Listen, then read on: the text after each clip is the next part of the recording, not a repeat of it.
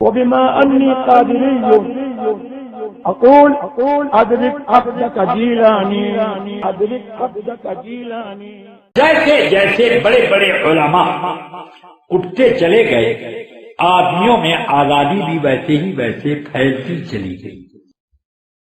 بڑے لوگ تھے، ان کا ایک دبدبہ تھا، ان کی ایک شوکت تھی، اور ان کا ایک رعب تھا، جس کی بنیاد پر لوگ ان کے کہے ہوئے کو تسلیم کرتے تھے، اور ہمت نہ ہوتی تھی کہ ان کے خلاف کوئی قدم اٹھا سکے. اور جب وہ لوگ چلے گئے تو لوگوں میں آزادیاں پھیل گئی، اور لوگوں نے نئے نئے راستے نکالنے شروع کر دیے. عوام تو عوام ہیں، علماء میں بھی آزاد روی آ گئی، اور آزاد روی اتنی آ گئی کہ خود تو غلط کرتے ہیں، دوسروں کو بھی حکم دیتے ہیں کہ ایسے ہی کرو، ایسے ہی کرو.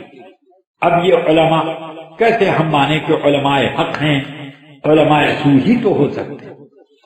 اب رسول پاک سرور عالم صلی اللہ علیہ وسلم نے چاند کے مسئلے میں فرمایا، ایک حدیث نہیں، کئی حدیثوں میں کئی صحابہ کرام سے یہ مروی کہ حضور نے یہ فرما دیا کہ ہم حساب کتاب سے چاند کی گنتی نہیں کرتے ہیں، بلکہ ہم رویت کے اعتبار سے اس کا معاملہ رکھتے ہیں. تو فرمایا، صوموا لرؤیتہ وافطروا لرؤیتہ، روزے کی ابتدا چاند کی رویت پر ہو، اور روزے کی انتہا اور عید کا منانا کس پر ہو؟ چاند کی رویت سے ہو. یہ میرے آقا صلی اللہ علیہ وسلم نے فرمایا. اس مسئلے میں صحابہ کے زمانے میں کیا ایسا نہیں ہوتا تھا کہ مختلف جگہوں پر مختلف دنوں میں رمضان کی ابتدا اور عید وغیرہ ہوتی؟ حضرت سیدنا عبداللہ ابن عباس رضی اللہ تعالیٰ عنہما کی ایک حدیث میں نے پڑھی، ترمذی شریف میں بھی، مسلم شریف میں، بیہقی میں، اور حدیث کی کئی کتابوں میں. فرماتے ہیں کہ حضرت قریب کو ام المؤمنین میمونہ رضی اللہ تعالی عنہا نے اپنے کسی کام سے ملک شام بھیجا. تو جب قریب جو کہ حضرت عبداللہ ابن عباس کے آزاد کردہ غلام ہیں، جب ملک شام سے واپس آئے تو حضرت سیدنا عبداللہ ابن عباس رضی اللہ تعالی عنہما نے ان سے پوچھا کہ تم لوگوں نے کب سے روزہ رکھا؟ کہا کہ ہم لوگوں نے تو جمعے سے روزہ رکھا. اچھا، ہم لوگوں نے تو چاند نہیں دیکھا تھا، اس لیے ہم نے سنیچر سے روزہ رکھا، اور ہم اسی اعتبار سے اب اپنے روزے گنیں گے. اگر چاند نظر آ گیا 29 دن پر تو ہم عید کریں گے، ورنہ 30 پورے کر کے عید کریں گے. تو قریب نے کہا کہ کیا حضرت امیر معاویہ کی رویت پر آپ، یعنی ان کے فیصلے رویت پر آپ عمل نہیں کریں گے؟ انہوں نے کہا نہیں، حضور رسول اکرم صلی اللہ علیہ وسلم نے ہمیں حکم یہی دیا. اب ذرا آپ بتائیں، روزہ ایک دن میں شروع ہوا، ایک طرف امیر معاویہ، ایک طرف عبداللہ ابن عباس، ایک دمشق ملک شام، اور ایک مدینہ منورہ حجاز. دونوں جگہیں امیر معاویہ کی خلافت میں چل رہی. ان کی خلافت جیسے دمشق میں ہے ویسے ہی مدینہ منورہ میں. ایک خلیفہ کی خلافت میں 2 شہر، اور دونوں شہروں میں رمضان الگ دن شروع ہو رہا اور عید الگ دن منانے کی کوشش ہو رہی.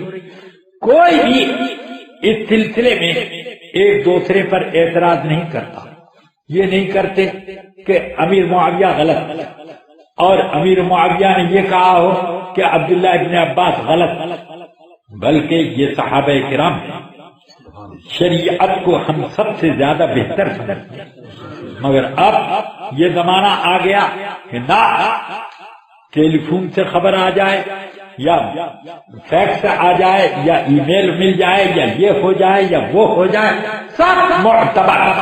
میں کہتا ہوں یہ سارے ذریعے کیا حضرت قریب سے زیادہ مضبوط ہیں؟ قریب جو خبر لے کر آئے تھے اس سے زیادہ مضبوط ہیں؟ مگر نہیں.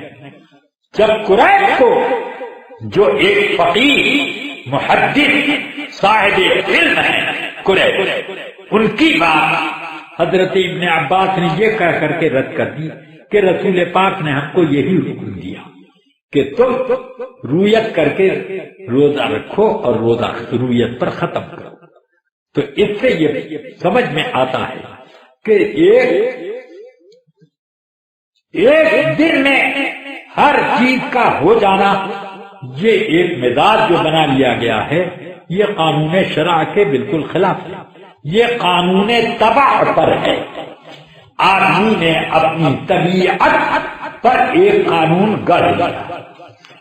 اسی طریقے کے کتنے معاملات میں دیکھتا ہوں.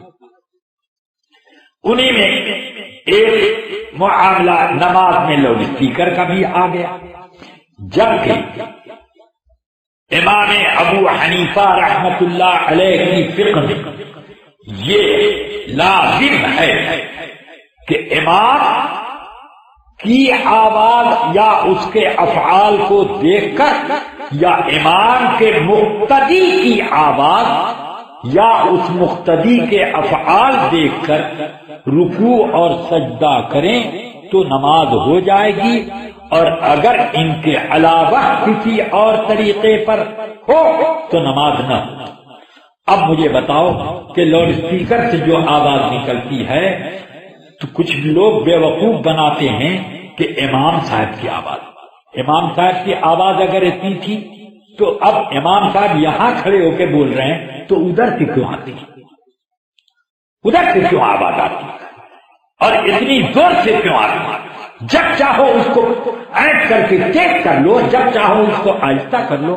امام صاحب کا کان اینٹ کر کے بھی کبھی کر لیا ہوتا تب ہم سمجھتے. تو اس کا مطلب یہ ہے کہ خود اس میں آواز پیدا ہوتا اور یہ آواز اسی طرح سے پیدا ہوتی ہے جیسے گھر کے دروازے پہ بیل دباتے ہیں تو انگلی نے بیل دبایا اور وہ ٹی ٹی کی آواز. تو یہاں بھی اسی طریقے کے کچھ خاص پوائنٹ بنائے جاتے ہیں کہ جیسے ہوا کے دھکے اس پوائنٹ کو لگتے ہیں اسی طریقے پر کوں کاں کوں اب مختلف شوشے آوازوں سے پیدا ہوتے ہیں. اس سلسلے میں آپ انسائکلوپیڈیا میں دیکھیے کہ مائکروفون کی تحقیق پر کیا لکھا. اس نے خود لکھا ہے کہ آدمی کی آواز جب میگنیٹ سے ٹکراتی ہے تو اس کے بعد ایک لہر پیدا ہوتی ہے.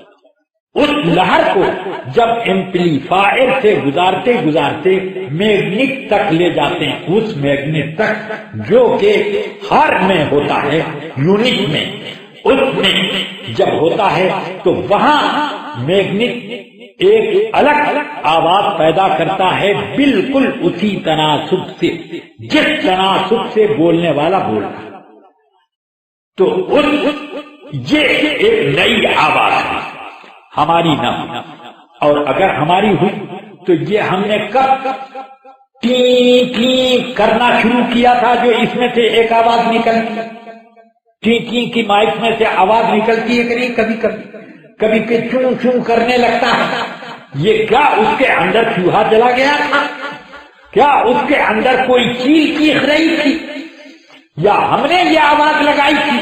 اس کا مطلب یہ ہے کہ خود اس کے اندر ایسی صلاحیتیں بنائی گئی ہیں جس سے آوازیں مختلف انداز کی بنتی. نہ یہ امام صاحب ہیں اور نہ یہ امام صاحب کے مقتدی ہیں.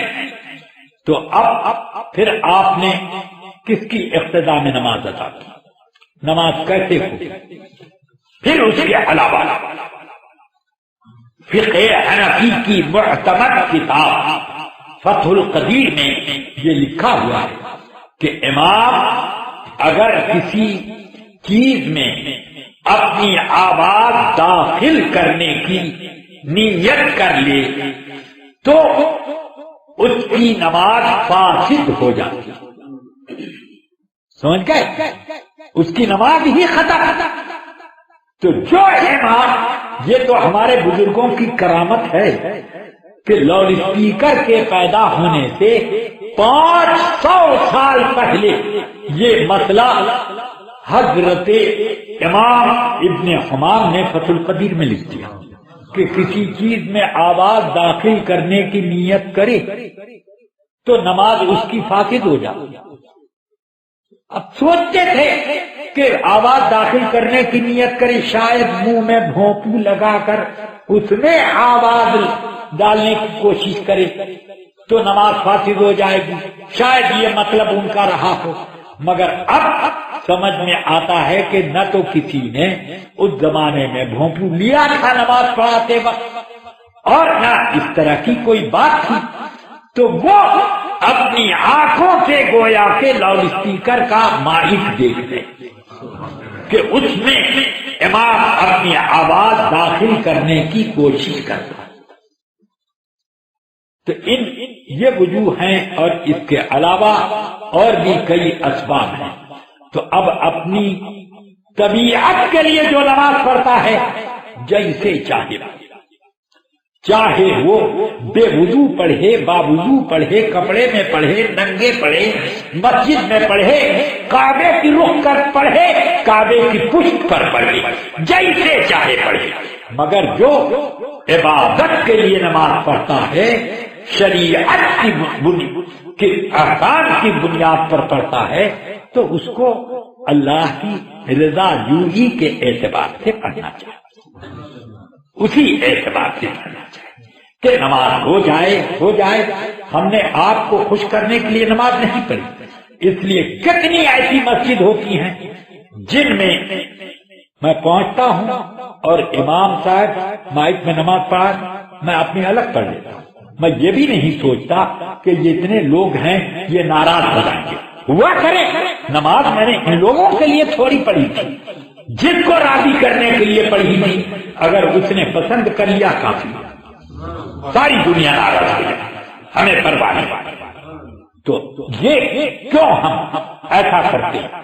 نماز اگر آپ کو خوش کرنے کے لیے پڑھتے تو ٹھیک تھا، مگر ہم نے نماز اللہ کو خوش کرنے کے لیے پڑھی ہے تو اس کی رضا جوئی جس میں ہوگی اسی طرح پر پڑھیں۔ اپنی طبیعت کی تلاش یہ بہت ایک غلط طریقہ چل رہا ہے۔